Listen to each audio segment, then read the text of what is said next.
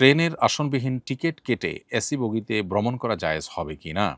আপনি ticket কেটেছেন আসনবিহীন ticket অর্থাৎ দাঁড়িয়ে যাওয়া স্ট্যান্ডিং টিকিট যেটাকে বলা হয়। এটা করে আপনি এসি বগিতে ভ্রমণ করলে সেটা নাজায়েজ হবে। কারণ এসি বগিতে ভ্রমণের আলাদা টিকিট রয়েছে। আপনি কম দামের টিকিট কেটে বেশি দামের সুবিধা গ্রহণ করলে সেটা সুস্পষ্টভাবে গুনাহের কারণ হবে এবং নাজায়েজ হবে।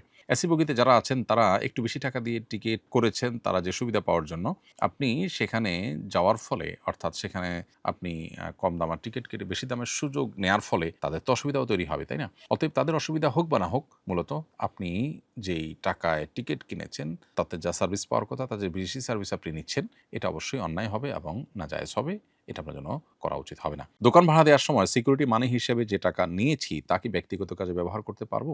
উত্তর হলো, বর্তমান সমাজে যে সিকিউরিটি মানি ব্যবহার করার প্রচলন আছে, এখানে প্রদানকারীর পক্ষ থেকে সাধারণত আপত্তি থাকে না, বরং প্রদানকারী স্বেচ্ছায় এটি দিয়ে থাকেন। তাই এই টাকাকে ঋণ হিসাবে বিবেচিত করলে সেটা ব্যবহার করা যায়। কিন্তু এই টাকাকে আমরা বন্ধক এর জিনিসের মতো মনে করতে পারি যে, আমি তার বাসাটা ব্যবহার করছি এবং সিকিউরিটি মানি হিসাবে যে টাকাটা রেখেছি সেটা অনেকটা বন্ধকের মতো, যে আমি ক্ষতিগ্রস্ত করি তাকে, তাহলে সে এটা দিয়ে ক্ষতিপূরণ নিবে।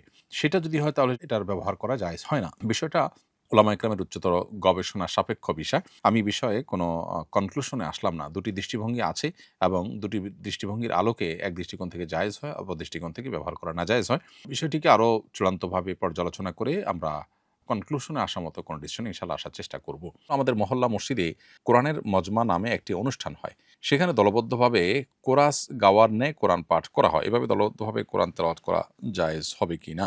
প্রথম কথা হলো যে, আপনি কোরআনের মজমা বলতে যেটি বোঝাতে চেয়েছেন বা যেটি বুঝিয়েছেন সেখানে আসলে কি হয় অ্যাকচুয়ালি, সেটা আরো স্পষ্ট করলে আমাদের আপনার পার্টিকুলার প্রশ্ন উত্তর দিতে সহজ হতো। তবে আমরা মৌলিকভাবে আপনাকে বলে রাখি যে, গলায় গলা মিলিয়ে, সুরে সুর মিলিয়ে, তালে তালে একসাথে এভাবে সংঘবদ্ধ হয়ে কোরআন তেলাওয়াতের কোনো যৌক্তিকতা নেই। কোরআন হাদিস এরকম কোনো নির্দেশনা আমাদেরকে দেয়নি। বরং এরকম তেলাওয়াত বেদাত বা পরিত্যাজ্য বিষয়ে পরিণত হতে পারে।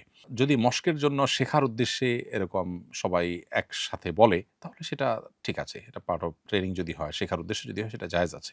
অতএব আপনার ওখানে কোন ফরম্যাটে আছে, কিভাবে আছে, এই পুরো জিনিসটা ক্লিয়ার হলে তখন আপনার সেই কোরআনের মজমা নামক যে প্রোগ্রাম হয়ে থাকে সেটা সম্পর্কে আলাদা করে মন্তব্য করা যাবে। আমি মামার কাছ থেকে ১০ লাখ টাকার বিনিময়ে ধার্য করে বাকিতে ১ খণ্ড জমি কিনি। পরবর্তীতে তাকে ৮ লাখ টাকা আমি দেই আর বলি ২ লাখ টাকার পরিবর্তে তার শেষ জীবনের যাবতীয় খরচ বহন করব। তাতে তিনি সম্মত হন, কিন্তু তার কয়েকদিন পর তিনি মারা যান। এখন আমি তার ওই জমিটির মালিক হয়েছি কিনা? খুবই গুরুত্বপূর্ণ এবং সূক্ষ্ম একটি প্রশ্ন। প্রিয় দর্শক, আপনার প্রশ্ন উত্তর হলো যে, আপনি যেহেতু তার সাথে ক্রয় চুক্তি করেছেন, ক্রয় চুক্তি যখন হয়ে যায় তখন আসলে মালিকানা সাব্যস্ত হয়ে যায়। ক্রয় চুক্তির মাধ্যমে আপনি মালিকানা আপনার সাব্যস্ত হয়েছে। তবে ২ লাখ টাকার বিনিময়ে শেষ জীবনে যাবতীয় খরচ বহন করার যে চুক্তি করেছেন সেটা শুদ্ধ হয়নি। কারণ এটা জিনিসটা অস্পষ্ট। অতএব আপনার মামার জন্য যেই টাকা আপনি খরচ করেছেন, যদি করে থাকেন তাহলে সে টাকা মাইনাস করে বাকি ২ লাখ টাকা তার অন্য সম্পদের সাথে আপনাকে এড করতে হবে। ওয়ারিসদেরকে ফেরত দিতে হবে। তার মারা যাওয়ার পরে তার সম্পদের মালিকানা ওয়ারিসদের হয়, তাদেরকে ফেরত দিতে হবে। ধরুন ১০,০০০ টাকা খরচ করেছেন, এর মধ্যে তিনি মারা গেলেন। তাহলে বাকি ১,৯০,০০০ টাকা আপনাকে ফেরত দিতে হবে। অর্থাৎ ১০ লাখ টাকাই মূলত তার প্রাপ্য চূড়ান্ত হয়ে গেছে চুক্তির মাধ্যমে এবং সেটাই আপনাকে দিতে হবে। আর ২ লাখ টাকা থেকে যদি কোনো টাকা আপনি খরচ না করে থাকেন, এর মধ্যে তিনি মৃত্যুর মুখে পতিত হন, তাহলে এখন তার ওয়ারিসদেরকে আপনাকে ২ লাখ টাকা ব্যাক করতে হবে। শুনেছি জুমার আজানের পর কেনাবেচা নিষেধ। এর দ্বারা কোন আজান উদ্দেশ্য? প্রথম আজান নাকি দ্বিতীয় আজান? উত্তর হলো দ্বিতীয় আজানের পর কেনাবেচা নিষেধ। এটা সর্বসম্মতিক্রমে। অনেক উলামা ইকরামের মতে প্রথম আজানের ক্ষেত্রেও একই বিধান প্রযোজ্য, অর্থাৎ প্রথম আজানের পরেও কেনাবেচা করা জায়েজ নয়। তবে এটাতে সবাই একমত নয়, এটা একদল উলামাদের মত। হানাফি ফকিহগণের মতে প্রথম আজানের ক্ষেত্রে এক বিধান প্রযোজ্য হবে। আর এর বাইরে অন্যান্য উলামাদের মতে দ্বিতীয় আজান থেকে মূলত এটি প্রযোজ্য হবে।